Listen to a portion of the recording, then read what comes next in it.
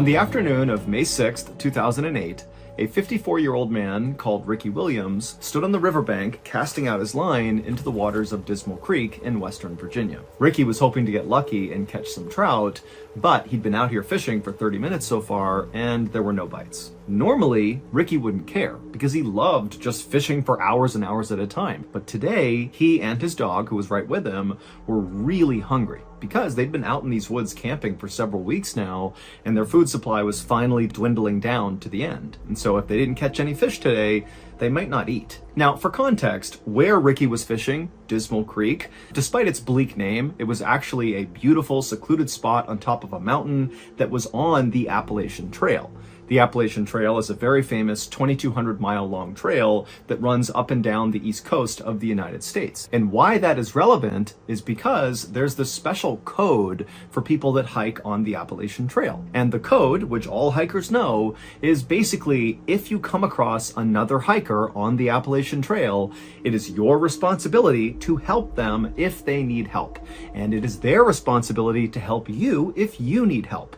So it's this community of hikers that are always looking to help each other. And so Ricky was very aware of this code on the Appalachian Trail, and he was secretly hoping, as he cast his line over and over again and didn't get any bites, that a hiker or a group of hikers might come by this area and maybe they would see him and come down and learn that he needed food, and they might just give him some of their food. But another half hour passed and no hikers came by, and still Ricky could not catch any fish. But then suddenly, Ricky's dog, who was right next to him, began to whine and kind of began shifting around like it was sensing a predator in the area or something. But as Ricky was trying to calm his dog down, he began to hear a voice in the woods right behind him. Somebody was moving towards him. And when Ricky heard this voice, on the one hand, he was pretty excited because maybe this is a hiker who can give him some food. But on the other hand, Ricky couldn't help but feel really uneasy. Now, you need to understand that Ricky was an older guy, he was kind of frail, and over the past few weeks that he'd been camping with his dog,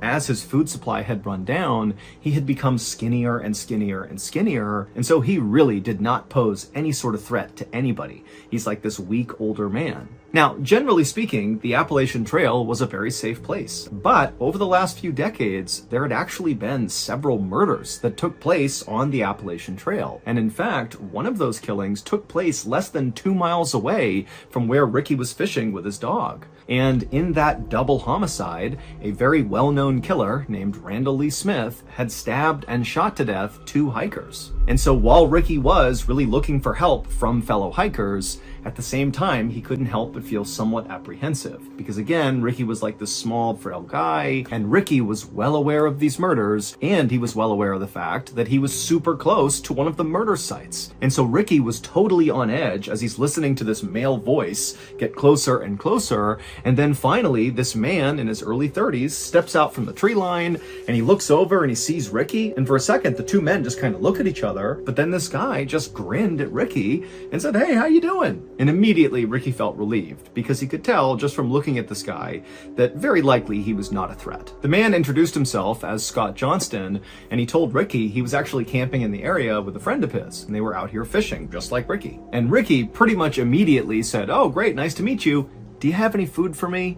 And Scott was like, "Absolutely." And he dug into his bag that he had with him, and he pulled out a couple energy bars and a bag of chips, and he threw them over to Ricky. And he also gave some fresh bait to Ricky so he too could cast out again. And for the next couple of hours, Scott and Ricky just stood on the riverbank and fished together. And after a while, the trout did start biting and they did start catching fish. So the day kind of turned into a great outing for Ricky. And it got even better because as soon as the men were done fishing, Scott asked Ricky if he wanted to join him and his friend back up at the campsite for dinner. And remember, Ricky had no food, so this was an amazing invitation. And he said, "Yes, of course, I'd love to join you." So the two men packed up their stuff right as the sun was going down, and then they began walking back into the forest where Scott had emerged from. And as they were walking, Scott's fishing pole got tangled on a low-hanging branch, and he was really struggling to get it out of the tree. And so finally, he just told Ricky to, go on ahead. My campsite's right up there. It's a straight shot. Just go up the hill, and you'll see it. Ricky asked Scott if he was sure, and Scott said, no, it's totally fine, go ahead. So Ricky said, okay, and he walked the rest of the way up the hill, and then when he walked out of the tree line into the clearing where Scott's campsite was, immediately what Ricky noticed was this enormous man who was like twice the size of Scott, and so 4 times the size of Ricky, kind of hunched over the campfire.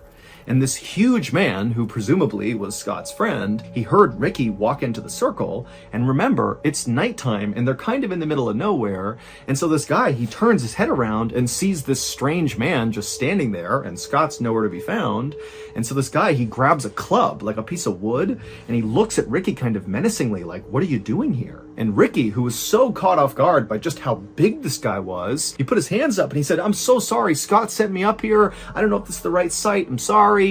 But just at that moment, Scott had finished untangling his fishing line, and he came out of the tree line and he patted Ricky on the back and he said, oh, you've already met my friend Sean. And as soon as he said that, Sean looked like he basically let his guard down. You know, he put the wood down and he stopped glaring directly at Ricky. But Ricky felt like Sean was not happy that Ricky was in his campsite, even though clearly Scott is the reason that Ricky is in this campsite. And so Ricky just felt really uncomfortable. And at the same time, Scott is ushering Ricky closer to the campfire to take a seat next to Sean. You know, Sean's a great cook. He'll cook up this fish for us. It's going to be great. You know, take a seat. Ricky felt kind of annoyed that Scott was really forcing him to stay. But Ricky didn't want to be rude and just kind of abruptly leave, so he did take a seat next to Sean, who definitely was not excited to be sitting next to Ricky, and Ricky just kind of sat there waiting to see what would happen next. And what happened next is Scott walked over to Sean and handed off all the fish that he and Ricky had caught so that Sean could begin to prepare them, to cook them. And then as Ricky is still just sitting there right next to Sean, Scott walked away from the campfire up to his truck, which was parked right next to Sean's Jeep. And Scott turned on the radio and began blasting country music. And when Ricky heard this music, he kind of winced, because to him, you know, part of the reason the outdoors, the Appalachian Trail, you know, being out in nature, part of the reason it was so wonderful was for the peace and quiet. And so it felt kind of like borderline disrespectful to be out in the middle of this beautiful place, blaring country music. And so to Ricky, he just couldn't help but feel like there's something off about these two guys. They just seem really disrespectful and kind of pushy and maybe aggressive. And so Ricky is just not happy. But again, Ricky didn't say anything and didn't attempt to leave because, again, he's really hungry and so is his dog, and he needs to eat that fish. A moment later, Scott walked back from the truck and took a seat next to Sean, and then he, along with Sean, pulled out their knives and began deboning the fish. And as they were doing this, Ricky, again, is just kind of sitting there doing nothing, and so he kind of meagerly asked, you know, hey, can you give me a knife and I'll clean a fish? But Sean and Scott kind of waved him off and said, don't worry, we got this. And so Ricky just continued to sit there nervously, as all he could watch was the flashing of the light bouncing off their blades. But eventually, Scott and Sean finished deboning all the fish, and they put their knives away, and at that point, they began cooking the fish over the open flame. And suddenly for Ricky, it felt like, you know, the mood had shifted a little bit. At least now the two men were not fiddling around with weapons. You know, it felt kind of safe again. And so Ricky began making some small talk in hopes that would kind of, you know, settle his nerves. And so Ricky told the two men about how much he loved the Appalachian Trail and how he came out here all the time for weeks at a time with his dog. And Ricky would tell the men that, you know, sometimes he felt more at home out in the wild than he did at home. It was almost like being out in nature was a religious experience for Ricky. And he would even tell Sean and Scott that sometimes when he was out in nature, he would meditate and pray and even do some chanting, like part of a ritual. I mean, he was really trying to be in tune with Mother Nature. But as Ricky continued to tell Sean and Scott about his personal life, he noticed the two men were definitely paying attention and kind of nodding along at appropriate points in the story. But at the same time, Ricky felt like these two men were also kind of looking at him like Ricky was kind of weird, as if they were not prepared to come out and say it, but after hearing all these things about his life, it was like, what's going on with this guy? And so Ricky suddenly felt really embarrassed about being so open with these two guys who once again just seem like they don't quite like him or even really want him here. But luckily, right at that moment, the fish were done, and so the men just sat there in silence and wolfed down the food. By the time they finished, right about 8 p.m., it was very dark outside, and Ricky at this point is just ready to go. You know, he just felt so uneasy here. And so after putting down his plate and his silverware and saying thank you to Sean and Scott for their hospitality, he quickly got up and grabbed his dog, and he began walking into the woods towards his campsite. But after Ricky and his dog had walked maybe 10 or 15 feet away from this campsite, two things happened in rapid succession. Number one, Ricky suddenly stopped and turned around and looked back at the campsite. And number two, right as he did this, there was this enormous bang sound, like a small explosion that echoed through the forest.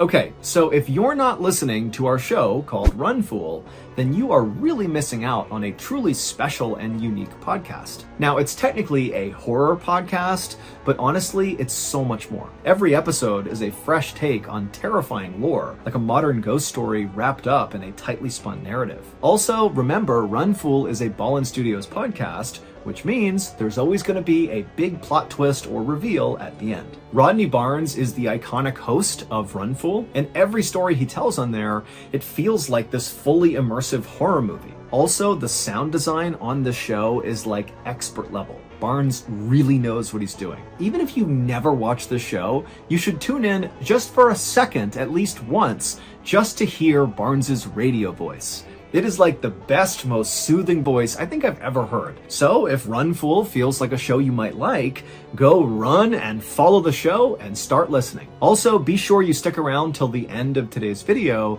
because we're going to play a clip from last week's episode of Run Fool.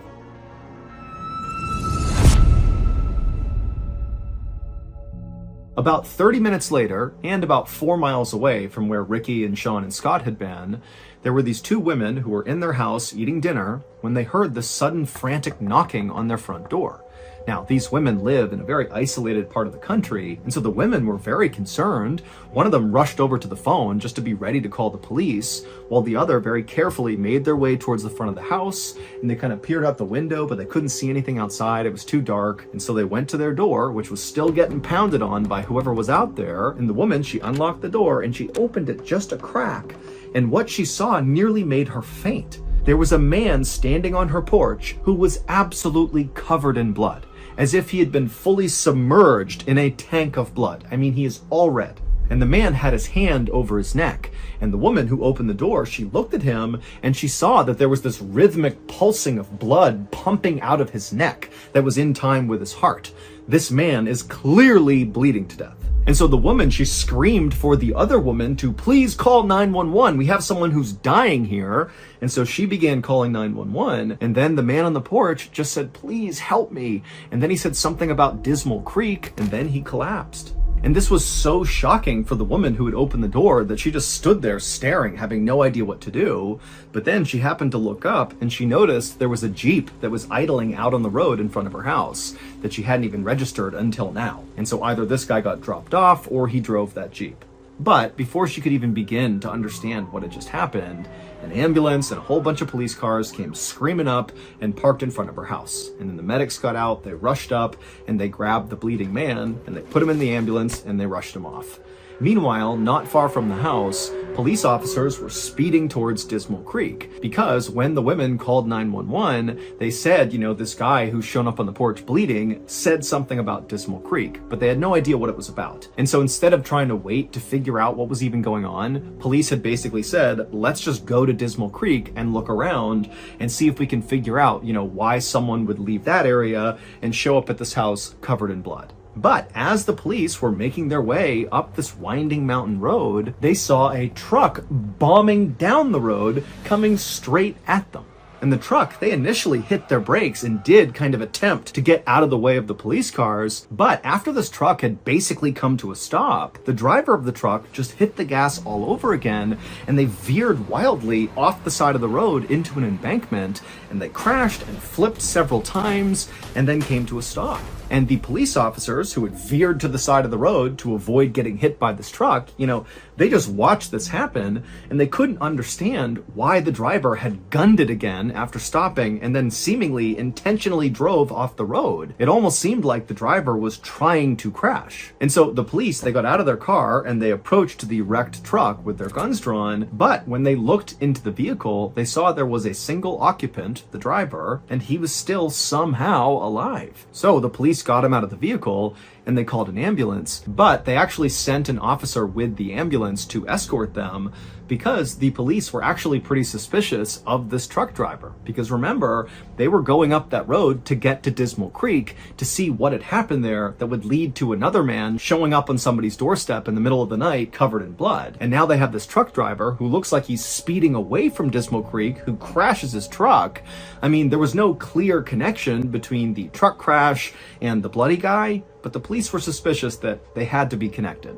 So they sent the officer to the hospital as well. About 30 minutes after the truck crash, the police left the scene and continued the rest of the way up the road to Dismal Creek. And once they got up there, the police fanned out all across the area and just began looking for anything. Just any clue that might explain what the heck happened here, if anything happened at Dismal Creek at all. And pretty quickly, the police actually did find something unique. In the middle of the Dismal Creek area, they found a campsite. But it was not the campsite where Sean and Scott were staying, where Ricky had gone and shared dinner with them. This was a different campsite. And not long after searching this other campsite, police concluded that whoever was staying here did not seem like they were mentally well. This seems like a mentally unstable and potentially dangerous person lives here. So the campsite was really simple. It was just a tent and a campfire.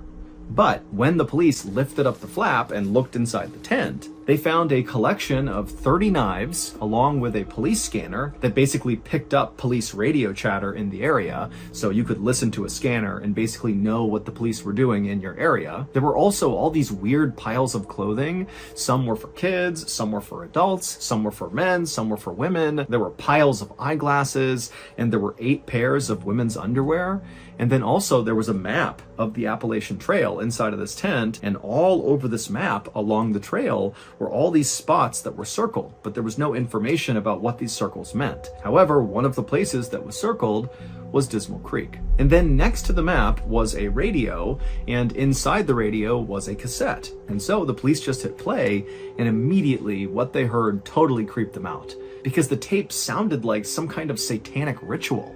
It was basically this one man's voice just kind of howling and chanting over and over again. But by far, the most shocking thing that was found inside of that tent was a single piece of paper. And this piece of paper was a birth certificate, and the name on the birth certificate was a name that basically all police in this area knew, and in fact, anybody living in or around the Appalachian Trail definitely would know this name. And the identity of this person, the name on the birth certificate, was the key to putting together all these seemingly disconnected events that had happened on this night. From the explosion when Ricky walked away from the fire, to the bloody man at the house, to the truck crash, they were all connected through this single person. A few hours earlier, after Ricky had gotten up and walked away from Sean and Scott's campsite, and then after barely making it onto the trail, he had turned around and there was that loud explosion. Well, at that point in the story, Ricky, who's now looking back at the campsite and looking at Sean and Scott, he can see that the two of them, they've heard the sound too, and they were now staring at each other with looks of absolute shock and terror on their faces. But then Ricky watched as Sean reached up and touched his face, and he put his hand out in front of his face and it was covered in red. And the reason for that was because Sean had just been shot in the face, because that loud explosion was the sound of Ricky shooting his gun at Sean. And as Sean and Scott stood there staring at each other in absolute disbelief, Ricky, who's still in the tree line, ran towards the fire and just kept on shooting. And so Sean, at this point, as he sees Ricky coming into the campsite, he stands up and kind of staggers back and falls on the ground. But Scott, who's not hurt at this point, he just gets up and starts running away from the campsite. And Ricky turns his attention towards Scott and he shoots at him and he hits him straight in the neck and also in the back. But somehow Scott just kept on running despite these horrible wounds. And so Ricky watched as Scott disappeared into the woods. And then Ricky turned back to Sean, who's laying on the ground and can't go anywhere. He's been shot in the face. And Ricky just casually raised his gun and shot Sean right in the chest. But amazingly, Sean, after getting shot this second time, it created what must have been the most extreme adrenaline rush ever, because he jumped up to his feet and right in front of his attacker, he just turned and sprinted to his Jeep. He hopped inside, fired it up, and just sped away as fast as he could. And when Sean flipped on his headlights and turned a corner after getting away from the campsite, he looked down the road and he actually saw his buddy, Scott, who had run away first, come tumbling out of the woods onto the road. And so Sean, who's gravely injured, drives over next to Scott and he stops the Jeep long enough for Scott to climb inside, and they shut the door and they speed their way towards the nearest help, which happened to be that house where those two women lived. And so it was Scott, who looked like he was drenched in blood, who knocked on the women's door. Sean was down in the Jeep out on the road, but he was just too weak to get out and come up to the door as well. But when the ambulance and police arrived, they would find not only Scott up on the porch, but also Sean in the Jeep, and both men would be taken to the hospital via helicopter. And then as for the man who was driving the truck down the road away from Dismal Creek, who then crashed right in front of the police, well, the driver of that truck was Ricky Williams. However, that was not his real name. There was no Ricky Williams. That was the name he just used. His real name, which was on the birth certificate that police found in that other campsite inside of the tent, was Randall Lee Smith. The same infamous Randall Lee Smith who had murdered those two hikers not far from Dismal Creek. That double homicide had happened in 1981, and Randall was caught and convicted. But he was paroled 15 years later in 1996 for good behavior. And for 10 years after that, Randall lived with his mother and he wore this electronic bracelet and, he followed the rules. But by 2008, his electronic bracelet had came off, and even though Randall had attempted to continue living with his mother, it just wasn't tenable. He didn't have enough money, and so ultimately he packed up his things, grabbed his dog, and moved out onto the Appalachian Trail. And on May 6th, 2008, when Sean and Scott arrived in Dismal Creek to go fishing, Randall was waiting. Nobody has any idea why Randall murdered those two hikers back in 1981 or why he targeted Sean and Scott in 2008. All we know is that Randall Lee Smith was very mentally unwell and very likely viewed the Appalachian Trail as like his sacred place. This is his home. This is the place he loves more than anything. And so maybe, he felt like Sean and Scott had somehow disrespected the Appalachian Trail, and that was enough to attack them. Now, we know Sean and Scott did not do anything intentionally disrespectful to Randall because, amazingly, Sean and Scott survived this attack. And they would say that when they saw Randall, they just felt bad for him. They thought he was like this alcoholic drifter who didn't have a home of his own, and so he was just living out in the woods on the Appalachian Trail. And so they didn't judge him. Instead, they really did just want to give him some food and spend some time with him and make him feel human again. That was it. And because Randall appeared to be this kind of small, older man, Sean and Scott, who were, very big and imposing, they didn't feel threatened by this guy. As for that bizarre other campsite that police found up around Dismal Creek, the one that contained all those knives and the birth certificate, well, obviously that was Randall's campsite. And that weird cassette tape that they listened to that sounded like a satanic ritual, that was Randall going through his meditations and chants that he would do when he was out in the middle of nowhere. It was like his way of respecting Mother Nature and the Appalachian Trail. And then all those items that were found inside of his tent, the different clothes and the eyeglasses and the women's underwear, it's believed those could be Randall's other victims. However, when police pulled DNA samples from all of those items that were found inside of his tent, like the clothes and the underwear and the eyeglasses, well, those DNA samples did not match any of the missing people or murder victims in the police's database, and so that wasn't useful. And then also, police went to all those places on that map that were circled, and with the exception of obviously Dismal Creek, they didn't find anything else at the other locations that suggested any violent event had happened there. So only Randall knows the truth, which means we will never know the truth, because just 4 days after Randall was pulled out of that truck that he crashed, he died in police custody from a blood clot that formed as a result of the crash. And in those 4 days that Randall was in custody, he never gave up that there were any other victims. Today, Sean still has a bullet in his head and in his chest, and Scott still has big scarring on his neck and on his back. But both men have made a full recovery, relatively speaking, and they still go back to Dismal Creek all the time to go camping and fishing. As promised, here is a clip from last week.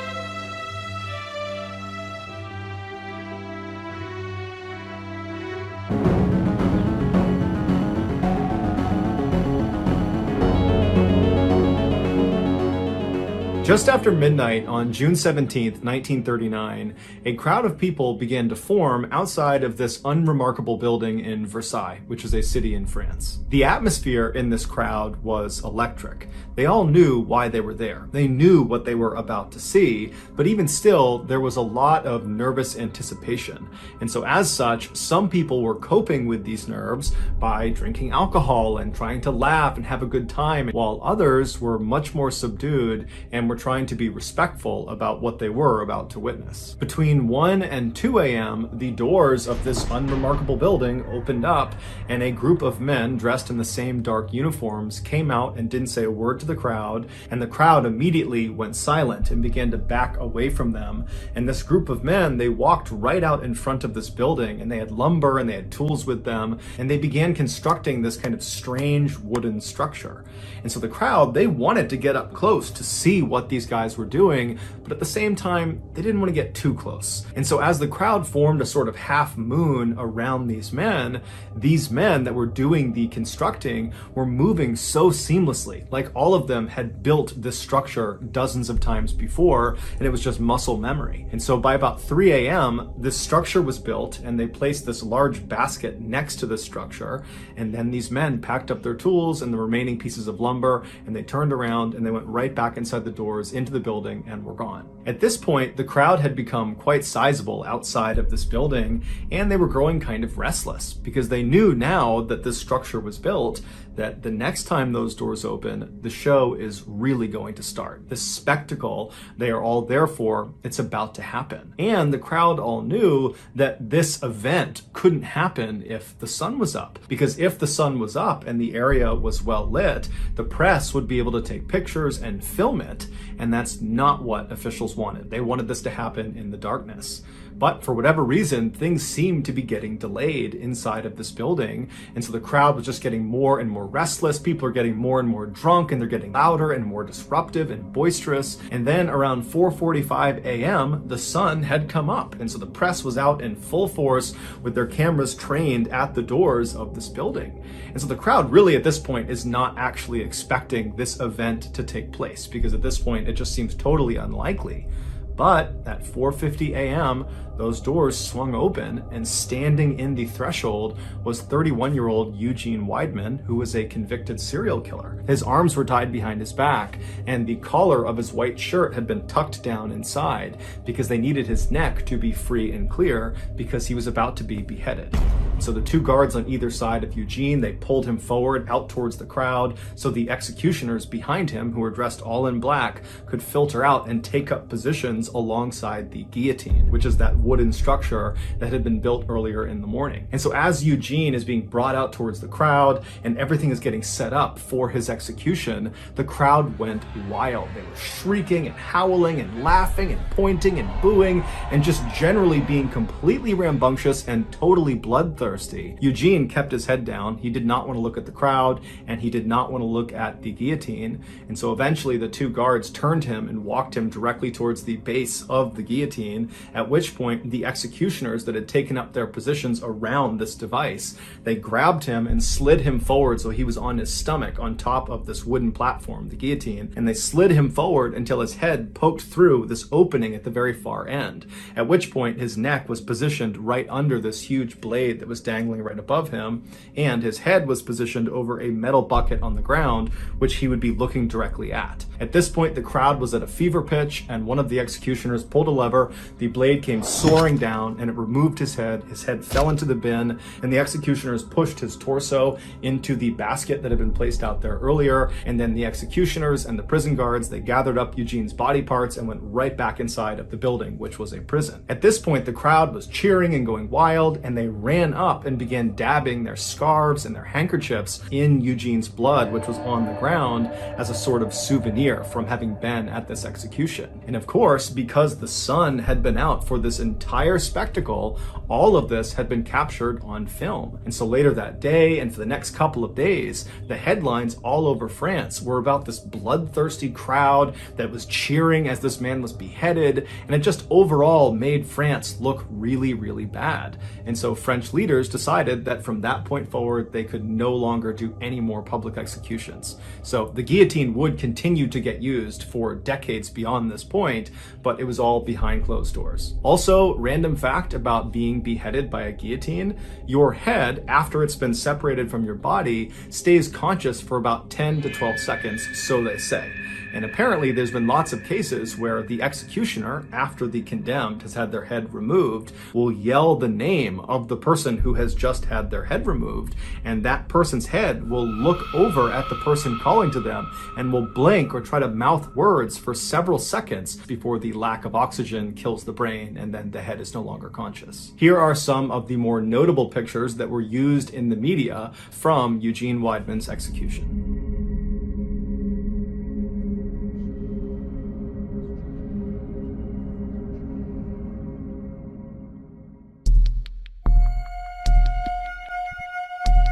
In the early 1900s, Eben Byers was a man who other people envied. He was born into a very wealthy family in New York City. He attended Yale University in Connecticut, which is a very prestigious Ivy League university, and he was devilishly handsome. After his college graduation, he didn't need a job because his family was so rich, and so instead he focused his time on a passion of his, which was golfing.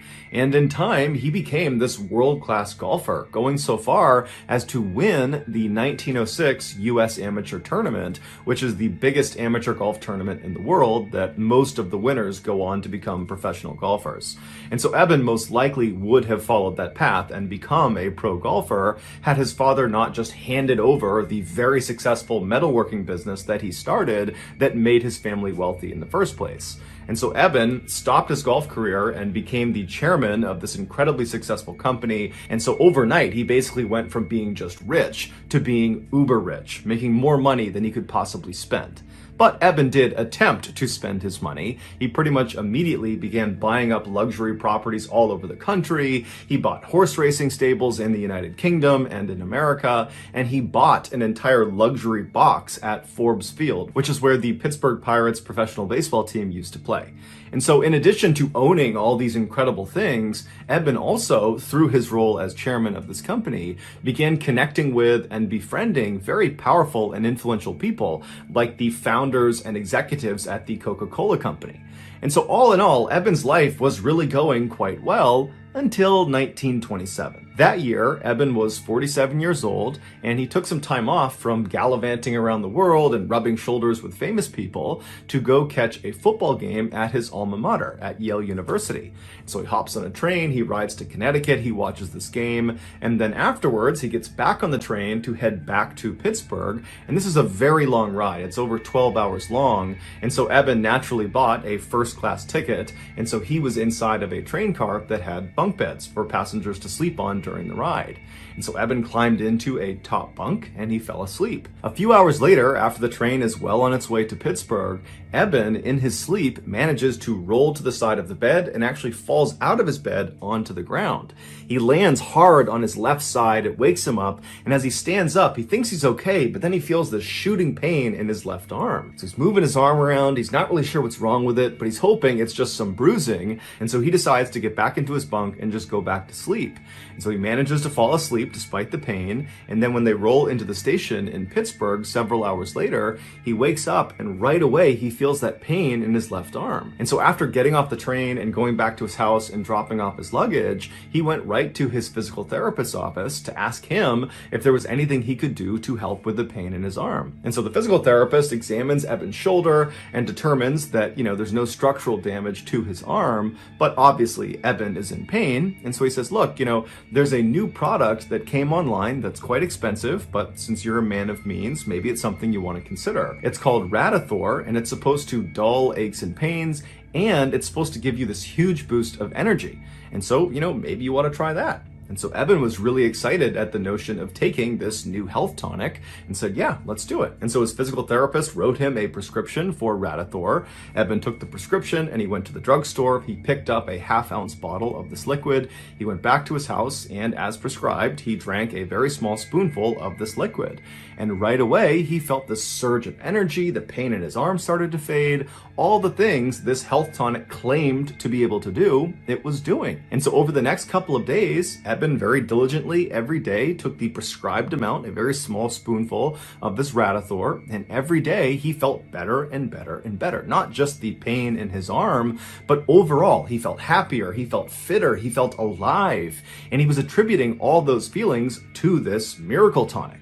And so he began taking more and more of this tonic, well beyond what was prescribed, to the point where he was drinking 3 full bottles of Radithor every single day. And so for years he did this, and it was all going great until his jaw fell off. Literally, in 1931, one day, his lower jaw just separated from his skull and went slack. And so the reason this happened was because Radithor was actually just radioactive water. In the early 1900s, the radioactive element radium was believed to have highly curative properties with no side effects.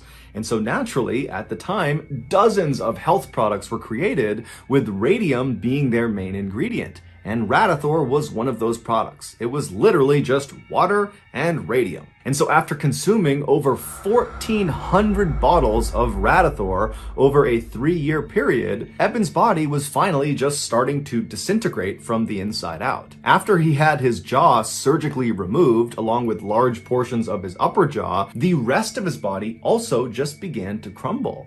And so by the end of 1931, when his story was making headlines all around the world about the dangers of Radithor and really more specifically the dangers of radium, Eben had become completely bedridden and his skull was now beginning to disintegrate. There were holes forming all over his skull that were exposing portions of his brain. And so by 1932, Eben was dead. Eben was buried in Pittsburgh, and he was buried inside of a lead-lined coffin that was designed to absorb any of the radiation emitting from his bones. And then 30 years after he was buried, so in 1965, scientists actually exhumed his skeleton to see if it was still emitting radiation. And they determined it was still emitting the same levels of radiation as when he died. And they actually would ultimately figure out that radium, this radioactive element, has a half-life of 1,600 years. So what that means is Eben's body will remain highly radioactive for centuries. Here is a picture of Eben with his jaw surgically removed. It was taken shortly before he passed away.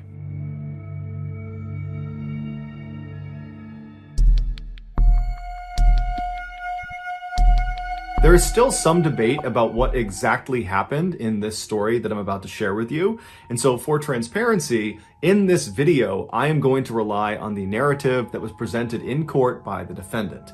And so with that in mind, here we go. On the afternoon of December 3rd, 2012, a freelance photographer working for the New York Post newspaper named Umar Abbasi was walking down the stairs of the 49th Street subway station in New York City. This very busy station is located only a few blocks away from the very famous Times Square. And so after Umar made his way down to this underground subway station, he walked over to one of the big automated kiosks that looks like an ATM, and he purchased a subway ticket. And then with his ticket, he walked over to the turnstiles. He slid his ticket through the slot, pushed past the turnstiles, and was now standing out on the actual train platform. And from where Umar was standing, this platform basically was like a huge sidewalk that stretched all the way to his right a couple hundred feet and all the way to his left a couple hundred feet. And in front of this platform were the actual tracks down below, because the train, when it came out of the tunnel, it would actually come right up alongside this platform with almost no clearance between the platform and the train. As such, the leading edge of the platform, basically the lip of the train platform that's closest to the train tracks, has this big yellow line painted all across it to keep commuters from standing too close to the edge, because if the train came through, they could actually get hit by the train. And so as Umar is standing on this platform and he's looking left and right, it's totally crowded with people, and they're all kind of tucked back against the wall away from this yellow line. And so Umar decides he's going to turn right and wait at the right end of the platform, just because he saw down at the far end there appeared to be a gap in people, and he figured he could stand right there. And so Umar begins navigating past all of these people on the right side of the platform, and for the most part, everyone he is passing either has their head buried in their phone, or they're listening to music, or both. Because the thing about riding trains, especially trains in busy cities, is none of the commuters want to talk to anybody else. They want to be completely left alone. And so as Umar is walking, everyone was basically doing that. But At some point, he did pass two people that were engaged in a pretty heated conversation. Umar had no idea what they were arguing about, or if they were even arguing at all. He didn't know who these people were, but he took mental note of the fact that two men were kind of bickering with each other. And so he walked past them, didn't give it much of a second thought, and he arrived at a gap in the gaggle of people waiting for the train. And there he just stood well back of the yellow line, where he pulled out his camera and began clicking through the images he had taken earlier in the day at an earlier photo shoot. And so as he's clicking through these pictures, he starts to notice that those two men who had been bickering before are now straight up yelling at each other. They're screaming obscenities at each other. It's not clear who's fighting about what or who was the aggressor, but it's very obvious that at this point they're fighting. And so Umar looked away from his camera and looked left down the platform towards these two guys. And so these two guys are about 100 to 125 feet away from him. And all the people that were standing in the vicinity of these two men are beginning to migrate away from them. They just don't want anything to do with them. Because the thing about being in subways, especially in cities like New York, is there's lots of people that go down into these train stations that are inebriated or mentally unstable. And so very strange and bad behavior is just kind of a normal thing, and people tend to just kind of ignore it. And so that's what's happening. People are kind of walking away from these two fighting men, doing their best to pretend it's not happening. And so Umar spent a couple more seconds staring down the platform at these two men, but eventually just shrugged and thought, you know what, whatever problems they have, they're not mine. And so Umar went back to his camera and continued to click through his pictures, when all of a sudden he hears a scream coming from the left side of the platform. But it was not a scream that sounded like it came from either of these two men. And so Umar looked up from his camera and looked left down the platform, and now he just sees chaos. It's people running away from these two men. People are running to get away from whatever is happening around them. And so Umar's thinking these men must have come to blows and they're now fighting actively, physically with each other. But when finally the crowd kind of cleared for a second, he saw a woman pointing down at the train tracks right in front of where those two men had been standing. And so Umar looks at the woman and he follows her finger down onto the tracks, and he sees there is now a man, one of the two men who had been fighting, laying face down on the train tracks. And then, to Umar's horror, he looks up down the tunnel where the train would come out of, and he sees the headlights of the train. It is now coming into the station. And so Umar starts running down the platform to try to get to this man to pull him out of the tracks. And as he's running, he pulls out his camera and he turns the flash on and he holds the shutter down and he aims it at the train conductor to hope the flashing of his camera will alert the train conductor to put on the emergency brake and stop the train before he hits this guy down on the tracks. And so as Umar is running, trying to signal this train conductor, the man down on the tracks tries to stand up, and Umar sees he's really struggling to stand. And when he finally gets up, he turns and he grabs the edge of the platform and he tries to pull himself up and out of the tracks, but he doesn't have the strength or the coordination. And as Umar is getting closer and closer, but he's still too far away to help, he sees that this guy down on the tracks is not going to be able to get out of there before the train hits him. And so Umar finally comes to a stop and he watches as this man down on the tracks lets go of the lip of this platform and just turns and faces the train like he knows what's about to happen. And then seconds later, the train, although it did try to stop, impacted this man and killed him instantly. The man's name was Kaisa Khan, and he was 58 years old. When the police finally showed up, they arrested the other man who Han had been fighting with.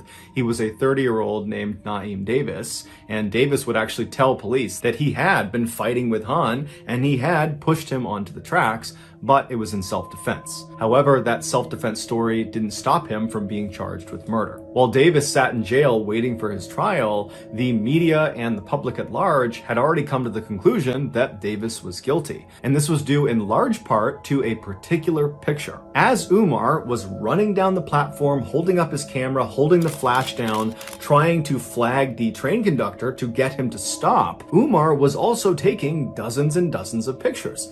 And those pictures were of Han right before he was struck by the train. And so after Umar ultimately discovered he had taken these pictures, he gave them to his employer, the New York Post newspaper, and the day after the incident, they ran on the front page a picture of Han right before he's about to be killed with the headline, "Doomed." And so once the public saw this picture, nobody could believe that Davis was anything other than a cold-blooded killer for pushing this poor innocent man onto the tracks. But as it would turn out, nearly 5 years later, when Davis did finally get his trial, he was acquitted of all charges because it turned out Hahn was very drunk and had picked a fight with Davis, and Davis was filmed on more than one occasion on the platform trying to get Hahn to leave him alone. And so finally, after Hahn began making death threats and then grabbed Davis's shoulder, Davis turned around and pushed him, and Hahn, being drunk, stumbled and fell backwards onto the tracks and then was ultimately killed. Here is the infamous photo of Hahn on the cover of the New York Post newspaper. So that's going to do it, guys. If you found the secret in today's episode, let us know in the comments section what it is and where you found it, so give us the timestamp. And if you're the first to do that, we'll pin you at the top of the comments section. If you got something out of today's episode and you haven't done this already, please become a surgeon and get a job at the hospital located nearest to where the like button lives. And then eventually, when the like button goes in for a very minor outpatient surgery, accidentally give them a craniectomy. Also, please subscribe to our channel and turn on all notifications so you don't miss any of our weekly 2 or 3 video uploads. We are now selling merchandise like flannels and hats and sweatshirts and mugs and all sorts of stuff. If you're interested in official Mr. Ballen merch, go to shopmrballen.com. If you want to know about upcoming deals and promotions, check out our shop's Instagram page. The username is shopmrballen. If you want to get in touch with me, you can direct message me on Instagram or on Twitter. My username for both platforms is the same. It's John Ballen 416. I also have a ton of content over on TikTok where my username is Mr. Ballen. We also have a second YouTube channel